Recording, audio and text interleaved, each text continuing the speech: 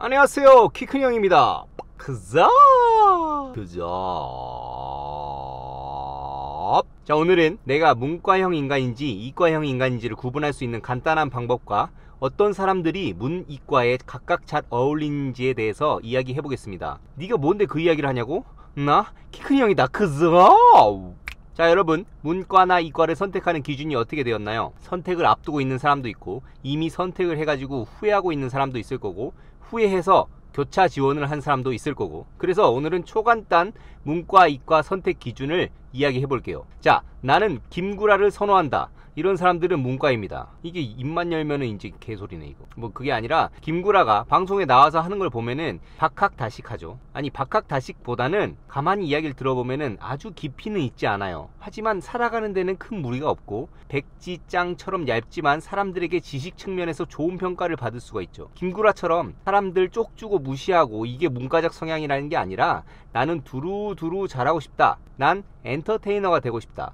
이런 사람들은 문과를 선택하면 좋습니다. 바꿔 말하면 난 어디 가서 빠진다는 소리는 좀 듣기 싫어 하는 사람들, 이게 앞의 말과 일맥상통하는 게 뭐냐면은 아주 얕은 지식이라도 그 분야에 대해서 조금이라도 알고 있어야 내가 무시를 안 당하거든. 그래서 이런 사람들이 문과를 선택하는 게 맞다고 생각이 듭니다. 이런 사람들은 또 워딩을 굉장히 중요시해요. 그 분야에서 주로 쓰는 단어들이 있습니다. 이런 것들하고 대표적인 수치 같은 것들, 이런 것을 외우는데 좀 노력을 많이 하는 편이죠. 문과가 선택할 수 있는 과가 인문, 사회, 경제, 경영 뭐 이런 거예요. 이 과들이 공부를 하는 학문을 보면은 사실 뭐 답이 없습니다. 시험률도 답이 없긴 한데 이 과들의 시험들을 보면은 대부분 서술, 논술형 문제가 많습니다. 외워서 하는 거는 일부분이고 나머지는 내가 막 씹으려도 그냥 정답이 될 수 있어요. 왜냐? 현상에 대해서 이야기하고 그걸 풀어나가는 학문이기 때문에. 그래서 문과는 틀린 답은 없어요. 다른 답일 뿐이지. 반대로 이과는 어떻죠? 정답이 있어요. 딱 정해진 정답 위에는 틀린 거야. 숫자가 하나 틀리면은 그냥 틀린 답이에요. 그래서 이과는 과학을 하는 사람들이에요. 수학도 어차피 과학이고, 나 이거 하나만 잘해도 충분하다. 내가 하나만 잘하면은 사람들이 날 인정할 거다. 내가 그 분야에 특출나서 돈을 벌어가지고 내가 모르는 분야는 돈 주고 사람 쓰면 된다 라고 생각하면은 이과입니다. 이게 정확하게 와닿지 않는다면은 어려운 수학 문제를 풀 때 여기서 문과랑 이과랑 좀 나눠집니다. 일단 문과는 수학을 잘 못하긴 하는데, 자, 공식만 외우면은 풀 수 있는 수학 문제가 있어요. 이 수학 문제에 공식을 대입해가지고 답을 맞췄어. 그걸 넘어가. 그러면은 문과야. 근데 이과는 이 공식에 나왔는지 이해를 해야지 답이 맞았어도 그걸 넘어가는 거야. 이해했나요? 이런 사람들이 이과를 선택하는 겁니다. 당구 칠 때 공이 벽에 튀어나오는 각도를 감으로 생각하는 사람들은 문과, 그냥 될 대로 되라 하고 치는 사람들, 내 감을 믿는 사람들, 이런 사람들이 좀 문과예요. 근데 입사각, 반사각을 생각하면서 내 공의 회전과 운동 에너지를 생각하는 사람, 이 사람이 이과.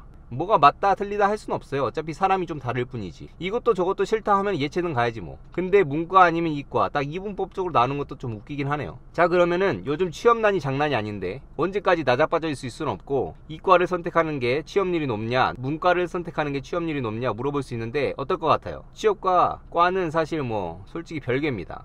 다만 이과는 특별하게 이과만을 원하는 직군이 있어요. 근데 문과는 모든 기업에서 두루두루 필요해. 일반적인 사람들 그냥 아무데나 데려다 놓고 쓸 수 있는 일들에 문과 사람들이 쓰여요. 그래서 가치가 떨어져. 아무나 할 수 있으니까. 인건비가 싸다는 거야. 근데 인간들도 많아. 문과 쪽에 정원들이 훨씬 많아가지고 또 경쟁도 치열해요. 그래서 단가가 싼데 공급도 많아. 힘들겠죠. 그래서 가끔 문과에서 이과적 특성을 살리려는 사람들이 있어요. 회계사나 세무사나 법 쪽에 뭐 이런 사람들이 나를 특화해가지고 살려는 사람들이 있어요. 대신 빡센 시험들이 있어가지고 그렇지.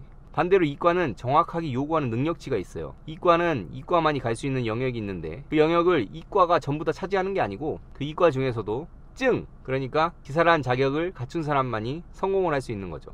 그래서 그쪽은 그 분야에서 특출나야 해. 그래야 밥 먹고 사는 겁니다. 아니면은 문과 쪽에 기웃기웃해야 되는데 최소한 문과보다는 좀 더 과학적 지식이 있으니까 선호하는 것도 있다 하는데, 사실 뭐 그 정도는 업무 수행에 큰 차이가 없죠. 하면서 배워도 되고.